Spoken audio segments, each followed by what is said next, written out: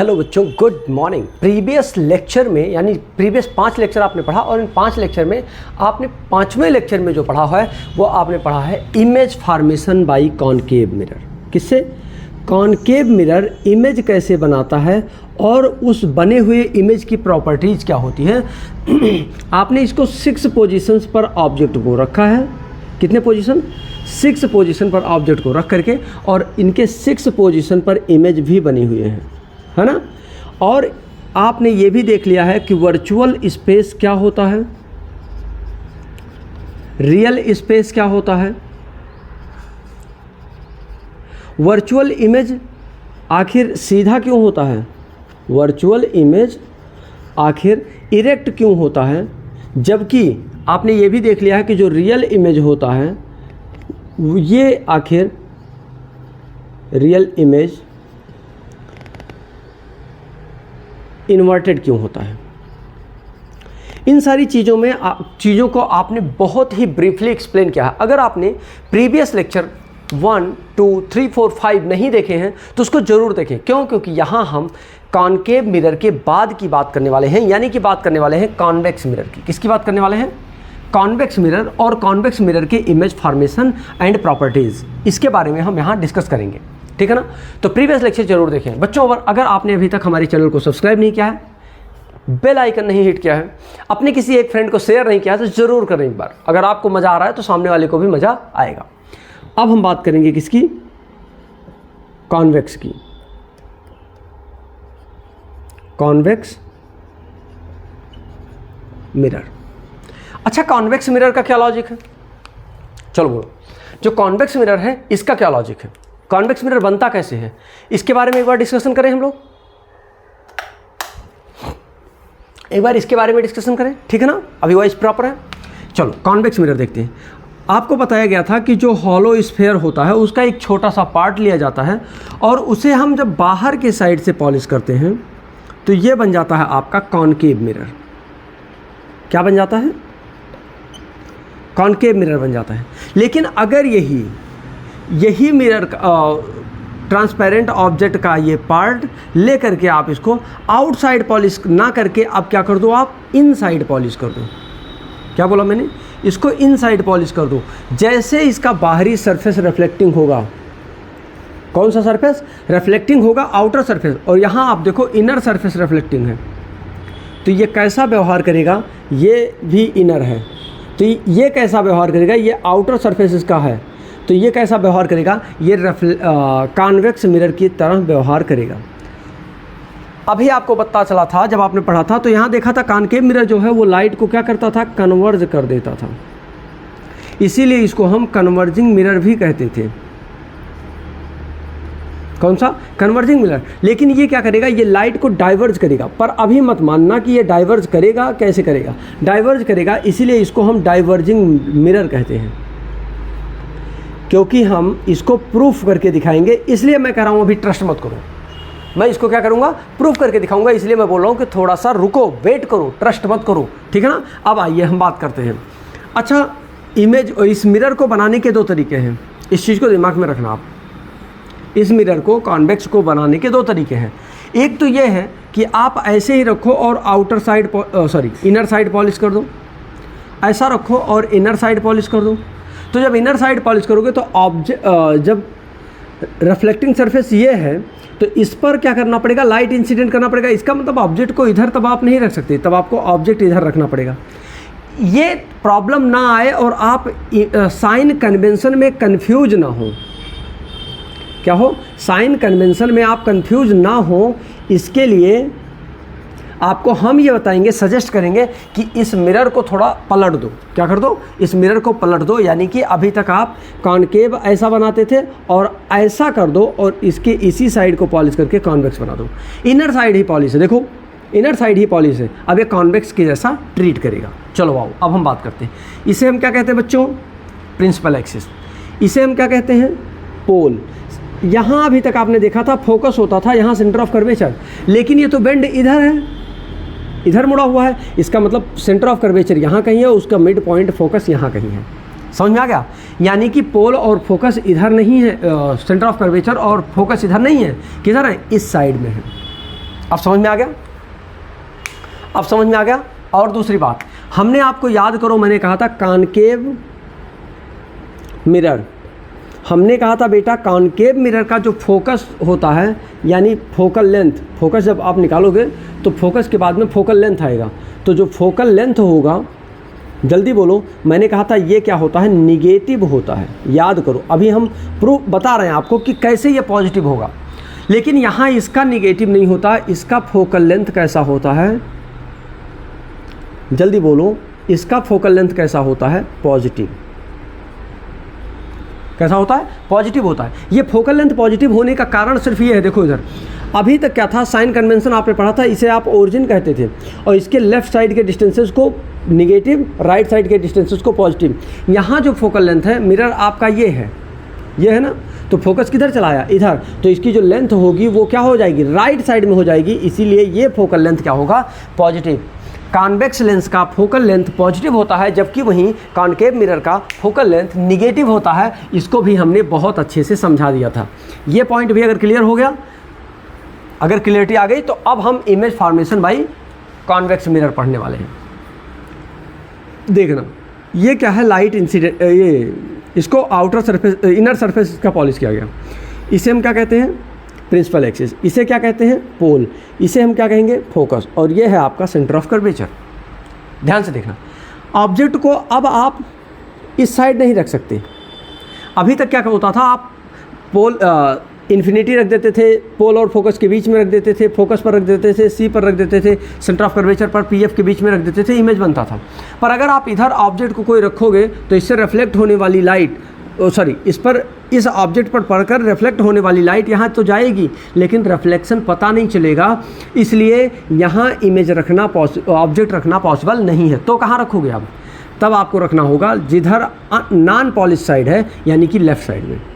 Left side में कोई नीचे बैरियर नहीं है, बीच में यहाँ पोल है और यहाँ कहीं दूर, मान लेते हैं यहाँ कहीं दूर इन्फिनिटी है। ध्यान से देखना, यानी कि ऑब्जेक्ट को दो ही जगह पर आप रख सकते हो, या तो रख दो कहाँ, इन्फिनिटी पर, और या कहाँ रख दो, पोल और इन्फिनिटी के बीच में।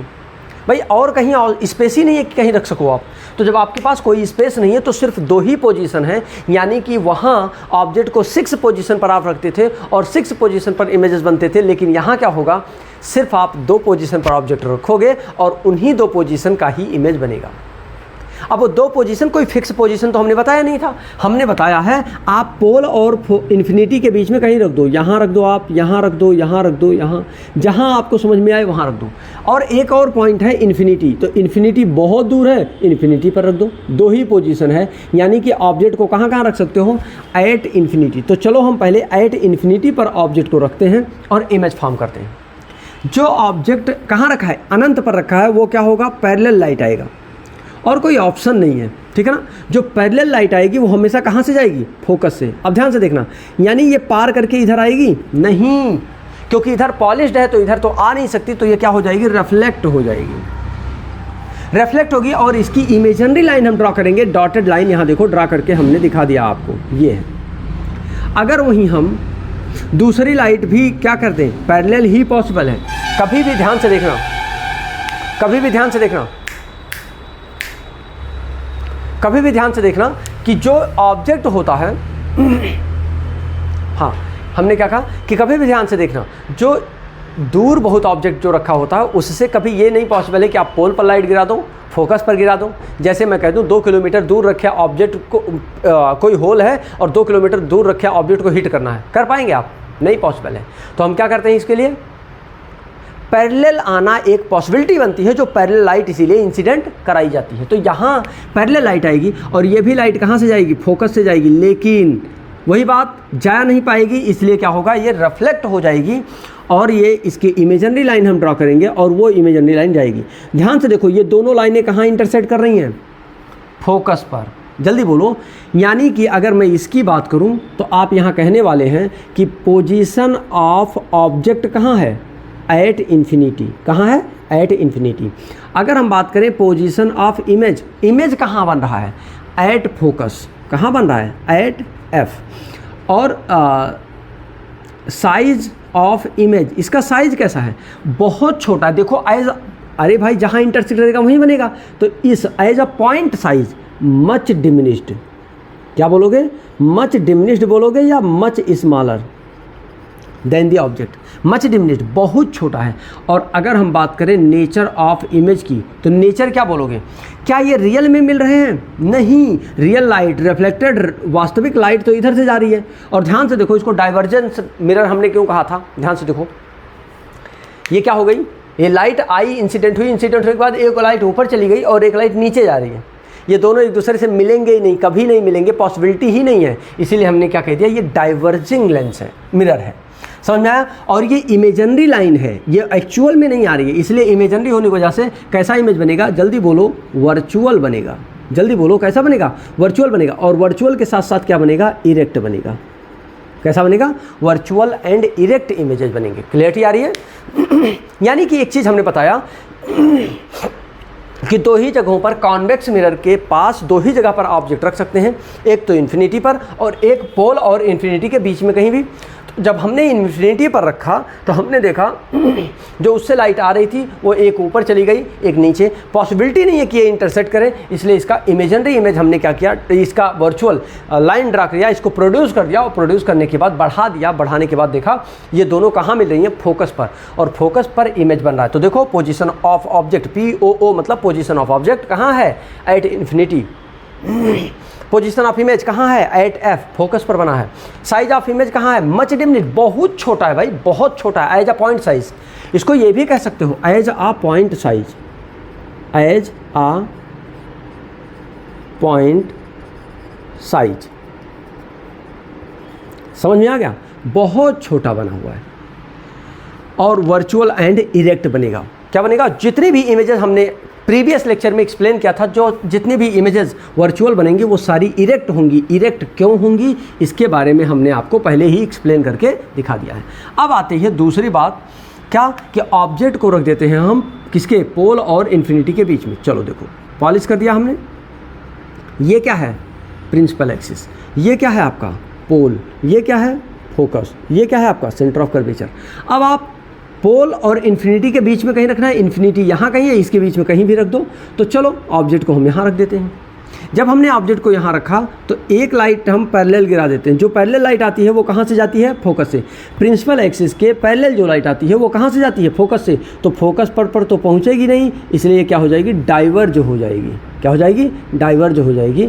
और इसका हम इमेजन डॉटेड लाइन ड्रा कर देंगे प्रोड्यूस करके, ठीक है ना।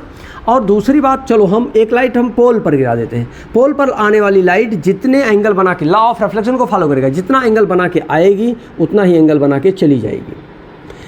अब ये भी इधर से चली गई, इसको भी प्रोड्यूस कर देते हैं। ध्यान से देखो, जब ये दोनों लाइनें प्रोड्यूस हो गई, अब देखो एक लाइट इधर से जा रही है और एक लाइट इधर से, क्या ये कभी मीट करेंगे एक दूसरे से, ना, कभी नहीं करेंगे। तो जब ये कभी मिलेंगे नहीं तो क्या करेंगे, ये कभी रियल इमेज नहीं बना सकते। तो ये जो इमेजनरी इमेज हम लोगों ने प्रोड्यूस किया है, इमेजनरी लाइन जो बनाया है, वो कहीं इंटरसेक्ट कर रहे हैं, जी हाँ, वह उस पॉइंट पर इमेज बनेगा। अब ये बताओ आप कि ये इंटरसेक्ट कहाँ कर रहे हैं। चलो पहले बोलो, पोजीशन ऑफ ऑब्जेक्ट कहाँ है, जल्दी बोलो, बिटवीन क्या, पोल एंड इन्फिनिटी। या फिर इसको ये भी कह सकते हो, in front of mirror, in front of mirror. देखो जितनी किताबें उतने टाइप के लिखे होंगे, तो इसलिए ये मत सोचना कि हमने इन फ्रंट ऑफ मिरर बता दिया तो ये गलत है, या ये बता दिया पोल और इन्फिनिटी के बीच में है तो ये गलत है। नहीं, दूसरा बात बताओ, पोजीशन ऑफ इमेज। इमेज कहाँ बना हुआ है भाई,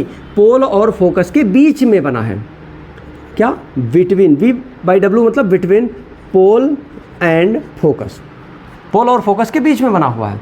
फिर आ जाओ, साइज ऑफ इमेज। साइज कैसा है इमेज का, अरे भाई ऑब्जेक्ट इतना बड़ा है देखो और इमेज इतना छोटा है, स्मॉलर देन ऑब्जेक्ट। देखो बहुत छोटा नहीं है, स्मॉलर देन ऑब्जेक्ट। बहुत छोटा होता तो हम मच स्मॉलर कहते हैं, लेकिन ऐसा नहीं है। मच डिमिनिश्ड कहते हैं, लेकिन ऐसा नहीं है। हम कह सकते हैं इसको शॉर्ट में डिमिनिश्ड, लेकिन हम मच नहीं लगा सकते, डिमिनिश्ड। समझ में आ गया। और अगर हम बात करें नेचर की, नेचर ऑफ इमेज कैसा है, नेचर बताओ आप, कमेंट करो फटाक से, नेचर बताओ इसका, नेचर जल्दी जल्दी जल्दी जल्दी जल्दी जल्दी जल्दी जल्दी जल्दी जल्दी। बहुत बढ़िया। इसका नेचर होगा वर्चुअल एंड इरेक्ट।